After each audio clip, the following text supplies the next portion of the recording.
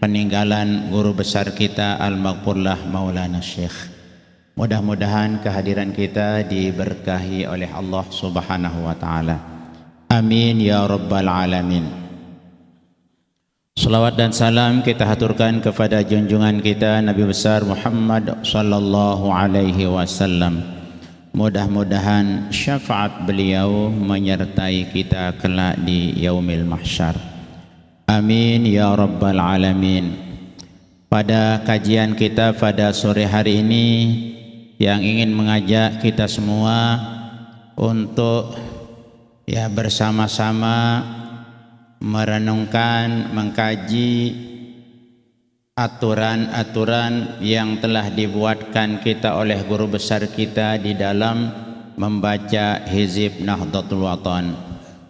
Dulu pernah kita secara berurutan membahas tentang pembacaan suratul Fatihah sebagai salah satu mukafaah kita kepada orang-orang yang disebut di dalam Fatihah tersebut.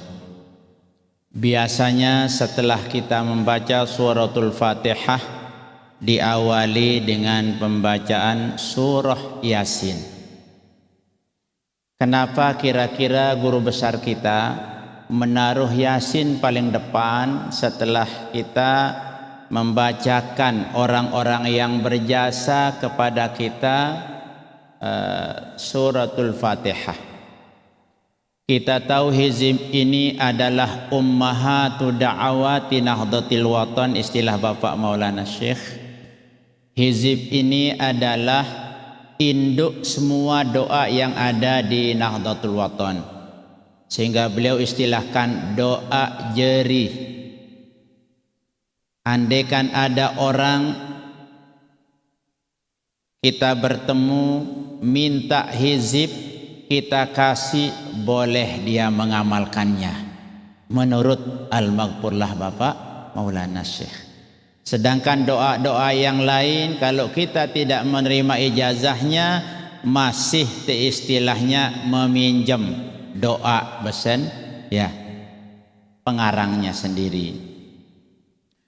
Nah, karena hizib ini adalah berisi doa untuk awalnya Hizbun Nahdlatul Wathon, kemudian Hizbun Nahdlatul Banat. Tahun 1942 Al-Maghfurlah mengarang Hizib Nahdlatul Wathon sebagai benteng pertahanan madrasah NWDI yang dimana saat itu dikhawatirkan pemerintah Belanda akan menutup madrasah-madrasah yang ada. Di Jawa 60% madrasah ditutup. Al-Maghfurlah Maulana Syekh mengkhawatirkan madrasahnya yang dibangun baru 2-3 tahun karena didirikan pada tahun 37, kemudian pada tahun 43 didirikan NBDI. Beliau menyiapkan tahun 1942 beliau menyiapkan Hizib Nahdlatul Wathon sebagai benteng pertahanan untuk menjaga madrasah Nahdlatul Wathon diniyah Islamiyah. Lalu setelah berdirinya madrasah NBDI tahun 19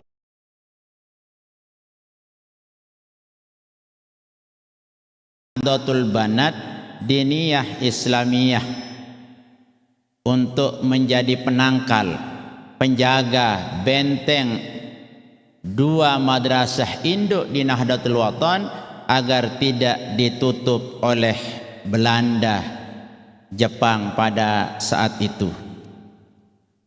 Nah, setelah tahun 1953 berdirilah organisasi Nahdlatul Wathon. Setelah Al-Maghfurlah menyampaikan informasi kepada maha gurunya Al-Maghfurlah Maulana Syekh Hasan Muhammad Al-Masyad bahwa beliau beserta murid-muridnya, alumninya telah mendirikan 66 madrasah. Beliau menyampaikan informasi menggembirakan kepada gurunya. Lalu Maulana Syekh Hasan Masyad menjawab, beliau bersyukur. Belum lama beliau pulang, 34 beliau pulang. Tahun 52 sudah punya 66 buat madrasah. Lalu Al-Maghfurlah Maulana Syekh Hasan Muhammad Al-Masyad di samping beliau bersyukur juga berpesan, kami bersyukur madrasahmu sudah banyak, sudah berjumlah 66, tapi satu belum dia punya, payung tempat bernaungnya. Akhirnya pada 1 Maret 1953 Al-Maghfurlah resmi mendirikan organisasi Nahdlatul Wathon yang akan menjadi pengkoordinir payung dari seluruh lembaga atau madrasah yang didirikan oleh beliau bersama murid-murid beliau. Nah, mulai dari 53 karena sudah lahir madrasah NWD NBDI, lahir organisasi, maka Hizib Nahdlatul Wathon mengalami renovasi, melengkapi perlengkapan sehingga banyak ditambah oleh guru besar kita doa-doa yang masuk di dalamnya organisasi Nahdlatul Wathon. Jadi hizib ini adalah Hizib Nahdlatul Wathon, hizib milik Nahdlatul Wathon. Ya, walaupun awalnya hizib itu diperuntukkan untuk 2 madrasah, tetapi karena madrasah punya payung, maka madrasah hizib kita disempurnakan oleh pengarangnya sehingga mendapatkan beberapa kali penambahan. Termasuklah di A'dauna, termasuk dulu di selawat Islahul Ummah. Dulu hanya mengatakan ya Allahumma aslih ummata Muhammadin sallallahu alaihi wasallam wa farrij an ummati Muhammadin sallallahu alaihi wasallam warham ummata Muhammadin sallallahu alaihi wasallam. Nah, tetapi orang-orang yang tidak tahu dirinya di doa, panjang mulutnya mencaci, mencela, menghalangi Al-Maghfurlah Maulana Syekh. Akhirnya Maulana Syekh terang-terangan, wansyur wahfaz wa ayyid Nahdlatul Wathon fil alamin, supaya terang-terangan tidak ada lagi karena kita doakan mereka, kita tidak menyebut diri kita, mereka juga berbagai macam caranya. Maka beliau terang-terangan mengatakan wansyur wahfaz wa ayyid Nahdlatul Wathon. Ini sebagai pemberitahuan kita bahwa hizib ini juga hizib organisasi, bukan hizib madrasah doang. Walaupun awalnya seperti itu, tetapi banyak penambahan-penambahan sehingga hizib Nahdlatul Wathon seperti yang kita baca pada saat sekarang ini.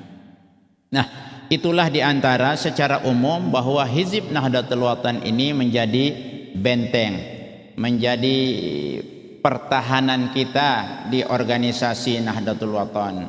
Bahkan Maulana Syekh pernah mengatakan di saat dulu Gunung Rinjani diribut-ributkan mau meletus, lalu beliau mengirim orang-orang yang beliau percayai untuk membaca hizib di Gunung Rinjani. Akhirnya gunung tidak jadi meletus, tetapi laharnya ya meletus tetapi lewat bawah, sehingga laharnya langsung mengalir ke laut, sehingga yang kena dengan lahar itu adalah ikan-ikan yang ada di laut. Apa kata beliau waktu itu? Gunung Rinjani masih deneman semel meletus karena banyaknya madrasah di Lombok yang mengudarakan hizib Nahdlatul Wathon. Nah, karena itu mari pengurus besar Nahdlatul Wathon saat ini mengajak kita kembali seperti yang dulu, mengisi malam-malam Jumat, malam Senin di setiap kampung, desa, dasan, kita kembali meramaikan hizib Nahdlatul Wathon. La tasluhu hadhil ummah illa bima saluha bihi awaluha. Umat ini tidak akan maju dan jaya kecuali kalau kita kembali sebagaimana cara umat terdahulu maju dan jaya. La tasluhu hazihin nahdah illa bima saluha bihi awaluha. NW ini tidak akan kembali jaya seperti di zaman pendirinya, di zaman ya Al-Maghfurlah Maulana Syekh, kecuali kita kembali bagaimana cara guru besar kita dulu menjalankan Nahdlatul Watan ini sehingga sampai pada masa keemasannya. Mungkin dalam kesempatan ini yang akan mengajak kita semua merenungkan kira-kira kenapa Al-Maghfurlah Bapak Maulana Syekh menaruh hizib di awal hizib setelah Fatihah itu adalah surat Yasin. Kalau kita berjamaah kita awali dengan Yasin. Kalau pribadi-pribadi boleh kita langsung sholawat Nahdlatain, dan bisa yang 3 dibaca 1 kali, kemudian yang 7 juga bisa dibaca 1 kali. Tapi kalau kita berjamaah sudah ada aturannya, Fatihahnya 3, kemudian setelah itu surat Yasin, setelah itu sholatun Nahdlatain 10 kali, barulah salawat-salawat setelahnya sekali-sekali. Alhamdulillah. Selamat datang Khatib Am Dewan Mustasar Pengurus Besar Nahdlatul Watan beserta ya Al-Mukarram Tuan Guru Dr. Haji Lalu Abdul Muhyi Abidin dan ya adik saya Profesor Dr. Tuan Guru Haji Fahrul Razi Dahlan MA IH.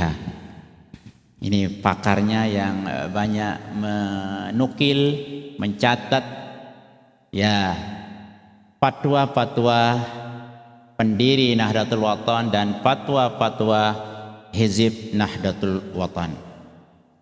Pengarang maksudnya, pengarang Hizib Nahdlatul Watan. Di antaranya man ja'ala yasin amama hajatihi qubilat lahu. Siapa yang menjadikan surat Yasin menjadi awal doanya, insya Allah doanya akan dikabulkan oleh Allah Subhanahu wa Ta'ala. Nah, mungkin itu juga guru besar kita menaruhkan kita hizib, karena hizib di awal hizib ini juga surat Yasin, karena kita kenal Yasin itu namanya adalah qalbul Quran. Likulli syai'in qalbun wa qalbul Quran Yasin.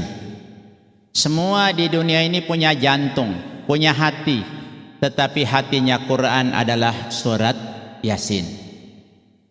Bagaimana pentingnya jantung pada manusia?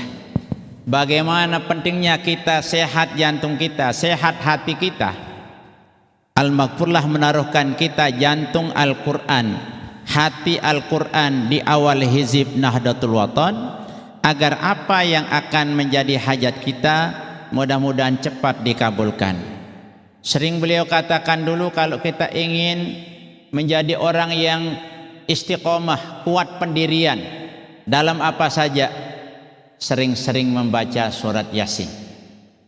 Bagi orang yang ingin anaknya cerdas dan tegas, kuat pendiriannya, seperti Umi Rehanun misalnya, disuruh kita di saat sedang hamil banyak-banyak membaca surat Yasin. Kalau kita sudah menjadi pemimpin, dianjurkan kita banyak-banyak membaca surat Yasin. Kenapa? Berarti Yasin ini penting kita jadikan menjadi wirid atau amalan kita bagi warga Nahdlatul Watan, karena Yasin ini memiliki manfaat yang sangat besar di dalam kita melaksanakan perjuangan kita, terutama kiprah kita di organisasi Nahdlatul Watan. Banyak orang salah kira, sehingga dulu-dulu sering hilang Quran yang tulisannya waliyatalattaf wala yus'iranna bikum ahada. Tulisan merah waliyatalattaf sering digunting orang, dianggap itu adalah hatinya Quran, tepiak jadi zimat. ada yang cerdas anak jarinta. Padahal perlu kita ketahui, bagi kita insyaallah yang murid Al-Maghfurlah yang selalu mengaji, insyaallah tidak seperti itu. Namanya kita memakan Al-Quran, hukumnya haram. Menulis Al-Quran atau menjadikan Al-Quran menjadi azimat, kita bakar, kita campur dengan air, kita minum, itu hukumnya haram. Apa sebabnya? Mencampur Al-Quran dengan kotoran. Karena kalau sudah masuk di perut kita akan bercampur dengan kotoran yang ada di ladang. Karena yang ada di dalam badan kita ini adalah kotoran. Karena itu Quran sangat terhormat. Di saat Al-Quran kita jumpai di tempat yang kotor, wajib kita pungut walaupun kita tidak punya wudu, walaupun perempuan sedang men. Kalau Quran terdapat di tempat yang kotor, di tempat yang tidak terhormat, wajib diambil. Kalau tidak ada orang lain yang tidak men yang ambil. Kalau ada di situ orang yang men, ada yang tidak men, tidak punya wudu juga, yang tidak men, yang tidak punya wudu yang ambil. Begitu kehormatan Al-Quran, jangan sampai kita rendahkan. Dan itulah menjadi nama lembaga yang Al-Maghfurlah jadikan menjadi anak ketiganya, Darul Quran wal Hadis. Berarti Al-Quran di situ nempel, ma'had tidak boleh diremehkan. Lembaga ma'had tidak boleh diremehkan karena di situ nempel, namanya adalah Darul Quran wal Hadis. Di situ kumpulnya tokoh-tokoh kita untuk mengajarkan Al-Quran, mengajarkan sunnah yang ditinggalkan kita oleh Nabi kita, Nabi besar Muhammad sallallahu alaihi wasallam. Nah, oleh karena itu, satu di antara ayat yang sering kita dengar menjadi benteng Nabi kita di saat dia hijrah ada di surat Yasin. Wa ja'alna min baini aydihim saddan wa min khalfihim saddan fa aghshaynahum fahum la yubsirun. Ayat itu dibaca oleh Nabi kita, mengambil debu kemudian ditaburkan, seluruh orang kafir Quraisy yang ingin membunuh Nabi kita menjadi tertidur dan tidak melihat kepergian Nabi kita. Nah, itu juga benteng Nabi kita ada di surat Yasin. Kemudian di penghujung surat Yasin ada di situ, fala yahzunka qauluhum inna na'lamu ma yusirruna wa ma yu'linun. Jangan susah, jangan sedih dengan ucapan berbagai macam ucapan halangan, cacian orang. Inna na'lamu ma yusirrun. Kami tahu apa yang mereka sembunyikan, kami tahu apa yang mereka rahasiakan, wa ma yu'linun, dan apa yang mereka sebut secara terang-terangan. Apa yang ada di HP, apa yang ada di media sosial, sudah Allah tahu dan disimpan. Selama itu tidak dihapus, kata Bapak Maulana Syekh, itu akan sampai hari kiamat tetap akan tersimpan di data otentiknya kiraman katibin. Ya, data-data ya.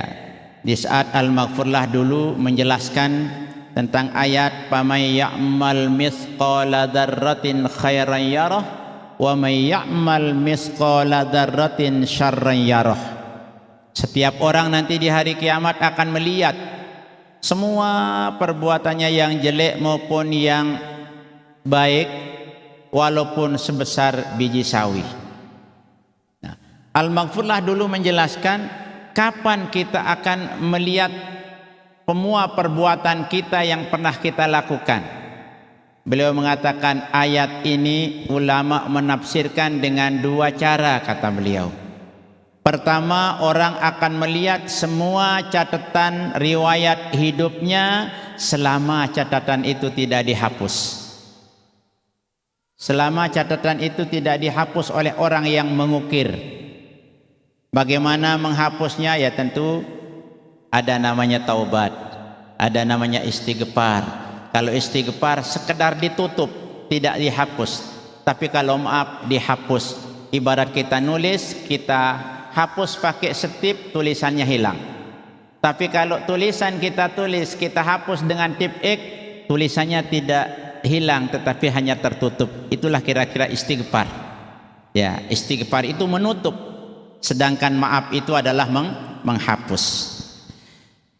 Nah, kemudian yang kedua, Al-Maghfurlah menjelaskan apa yang kita akan setelah kerjakan kecil maupun besar, Allah akan perlihatkan kita baik yang kecil maupun yang besar, kata beliau, itu sekedar diperlihatkan. Untuk mengingat sejarah kita dulu di dunia, kita pernah melakukan ini, tapi tidak dipersoalkan, sekedar diperlihatkan. Untuk apa diperlihatkan? Supaya bertambah kesyukurannya kepada Allah. Untung ku taubat lagi. Untung saya tidak lanjutkan kesalahan saya ini dulu. Sehingga kita dengan melihat itu dan tidak menjadi hukuman, tidak dipersoalkan, maka beruntunglah bagi orang yang kembali dari kesalahan menuju yang benar. Nah, itulah sebabnya setiap kita dikumpulkan oleh pengurus besar Nahdlatul Wathon, kita diajak. Yang sudah miring-miring, mari kita kembali tegak. Yang sudah rencananya macam-macam, mari kita kembali kepada khittah. Tujuan awal guru besar kita Al-Maghfurlah membuatkan kita ya organisasi yang dilengkapi dengan wasiatnya. Kita Hizib Nahdlatul Wathon ini dalam membacanya secara berjamaah kita dianjurkan